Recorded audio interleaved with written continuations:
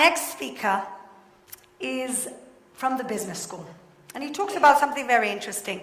As a communications consultant, I know that there's a very simple tool we can use to immediately upgrade our communication skills. But somehow, it's a very difficult tool, especially for my husband. It's the art of listening, okay?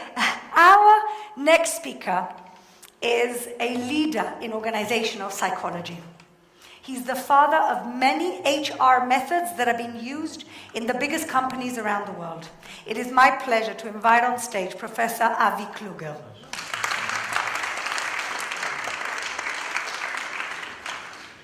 Good evening. I'm delighted to have been invited to talk to you today about the soft power of listening.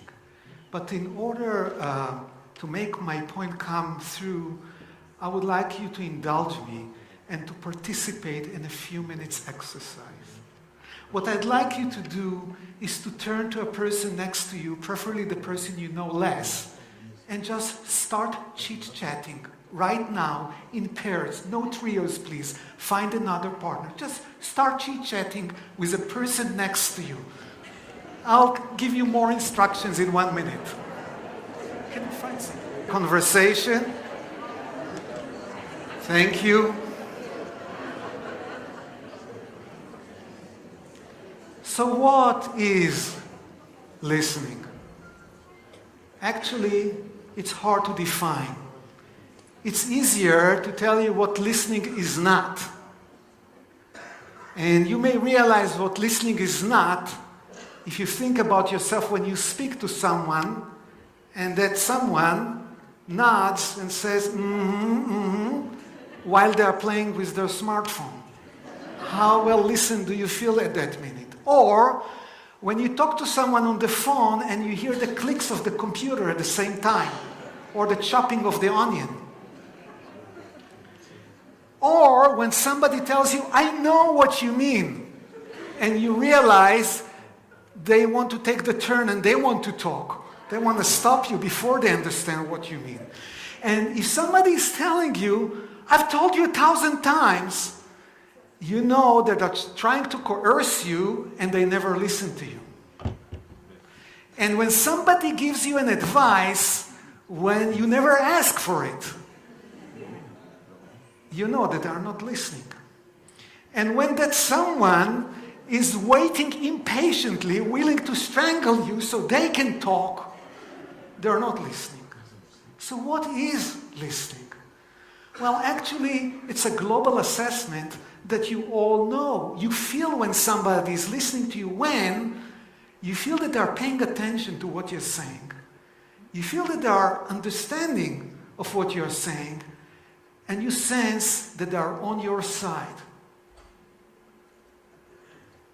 So I start to study what do we know about listening with meta-analysis, and let me explain.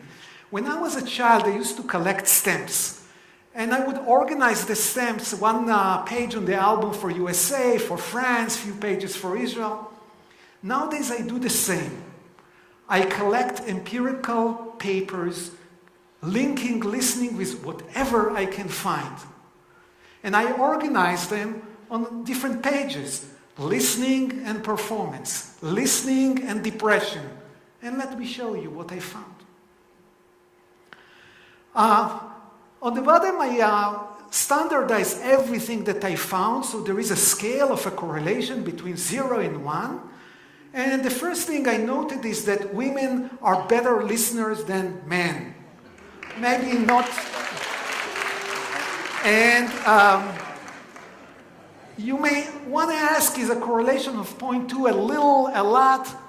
Well, maybe it's not a lot, but it's among the top 15% of psychological differences known between men and women. Next, reducing depression. People who have listeners around them are less depressed. And that includes experimental studies. Is it a lot? Is it a little? Suffice to say that other meta-analyses suggest that cognitive behavioral therapy is slightly less effective than listening. And that drugs are less effective than listening for reducing depression. I'm not suggesting you stop taking your drugs, just add listening to it. Then job performance. People who listen better are performing better. For example, salespeople that listen better sell more. Physicians that listen better have less malpractice suits against them. School principals who their teachers are saying that they're a good listener have students that excel in national standardized exams. Managers of food franchises that their workers are saying that they are better listeners have less reports of accidents on their premises, and on and on and on. And the correlation is about 0.3. Is it strong? Is it little? Well, suffice to say here that there is no personality trait that can predict performance as good as listening. Employees who are saying that their boss is a good listener have less burnout. Other words, a boss that doesn't listen is a walking hazard for the health of his or her subordinates. From my own laboratory, 6 experiments suggest that if you listen to me, you will change my opinions and you will make them more moderate. You will allow me on my own to recognize the pro and the con for anything I'm talking about. And now this is in social sciences already getting to be a strong effect.